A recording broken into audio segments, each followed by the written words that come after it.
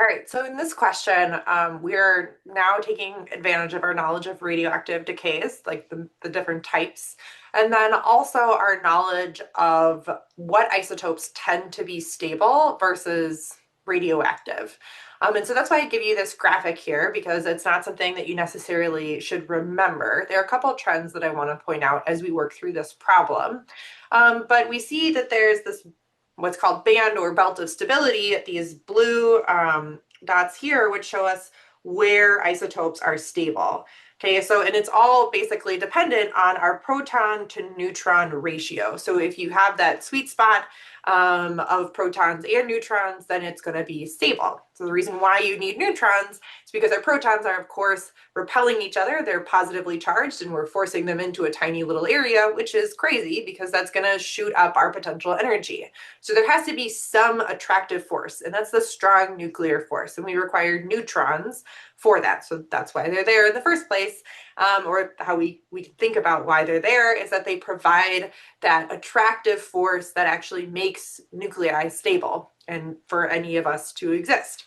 All right, so we want to hit that right balance between neutrons and protons. Okay, so we're going to look at, there's 4 different options. These are the 4 options that are available in each of the drop-down menus here. The first one's asking which isotope is likely to undergo alpha emission. Okay, so now we need to bring in our knowledge of like, what is alpha emission? That's spitting out that larger, quote unquote, larger particle, that helium. So the 4-2 alpha particle, so 2 protons and 2 neutrons. And that's really typical of elements that are up here. All right, so this is where alpha emission happens. Notice that our band stops right around here, so at our bismuth, because we now just have so many protons that no number of neutrons could make it neutral. So stable. So once we get up to that area, that's when it just all of those are too big. There's too many protons. We need to shed some of that weight or that proton mass. And so that's where we see alpha emission. And of course, that is going to be consistent with our radium 226. So that's beyond our 83 threshold. And so I would expect of these 4 isotopes, I would expect radium 226 to undergo alpha emission. It is just too big. All right, and then we're going to look at which radioisotope is likely to undergo beta emission. Okay, so we have to remind ourselves what beta emission is. Okay, so that's the release of an electron. Okay, remember a beta particle is just a really high speed electron. All right, and so that's going to be accompanied, like how does that happen? It's the spontaneous conversion of a neutron over to a proton. So to maintain balance here, we need our charge to balance, right? So we've spit out a negative charge particle, so our electron, okay? And that's we know that a neutron has converted to a proton and an electron, so our charge is balanced. And then up here, we have 1 on both sides. So this is the underlying reaction that happens in beta emission. Some neutron has just decided that it needs to become a proton. So what that's telling us is that for something that undergoes beta emission, we must have too many neutrons. Okay, so too many neutrons. That puts us above the belt of stability. Okay, so this region up here is where the ratio of neutrons to protons is too high. So too many neutrons. And that's going to be beta emission when beta emission takes place, because that's accompanied by this conversion of a neutron to a proton. So we're adjusting our neutron-proton ratio by going through beta emission. So we're looking for an isotope here that has too many neutrons, all right? So we need to assess, basically need to figure out which one of these isotopes is above that belt. So N14, Okay, I'm just going to start down here. I know that N14 is the most common nitrogen isotope, and so that's 7 protons and 7 neutrons. That is right on the band of stability here, so it's not that. If anything, I could go down here and say that's going to be stable. I can already answer that. It's N14 here. So then let's go on and find our cobalt. Okay, so we need to know how many. So there's protons. So a cobalt atom has 27 protons.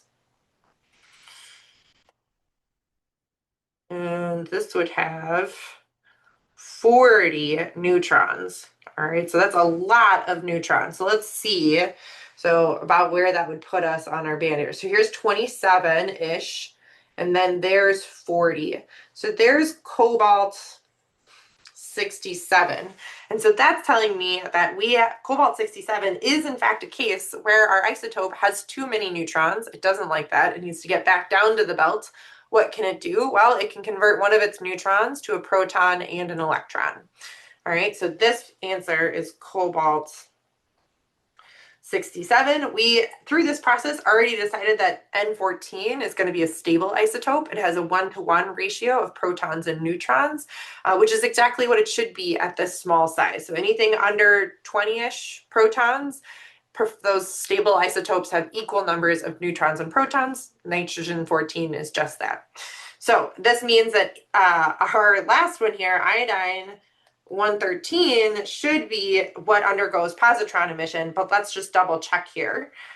So that would be a case where we have, like, if it's going through positron emission, then we must have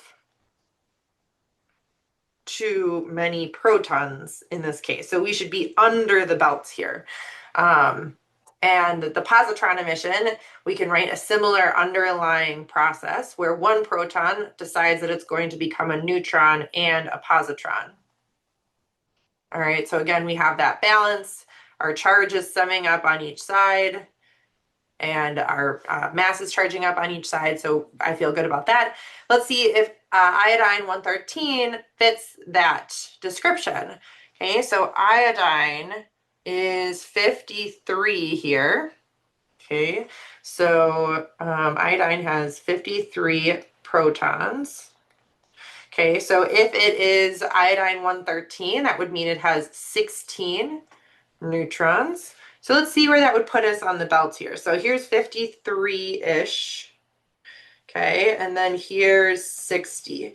Yep, so we've gotten to a point, right? We're beyond a small nucleus. We have a lot of protons. We have 53 protons. So at this point, we need more neutrons, like a lot, not like a million more, but we need more neutrons than protons. And yes, we do have more neutrons than protons for this iodine 113, but not enough. So it's still not enough neutrons to balance out that positive repulsion, the repulsive forces between our 53 protons. So to get a stable iodine, we would need more neutrons. Okay, so we can't just add more neutrons. So what happens is in this radioactive isotope that the proton just spontaneously decides it's going to become a neutron and a positron.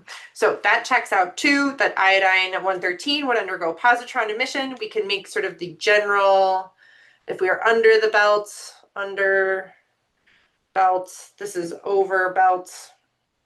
If we're under the belt, too many protons. And so this would be positron emission. Oh, and I added in, I can't let that fly. Just making misspellings. So that would be positron emission or electron capture, which results in the same reduction of proton to neutron, just through a different mechanism. So that's how I would work this problem. So for that, you need to be able to understand what this graphic is telling you, in addition to knowing what the different decay mechanisms are and what these particles mean.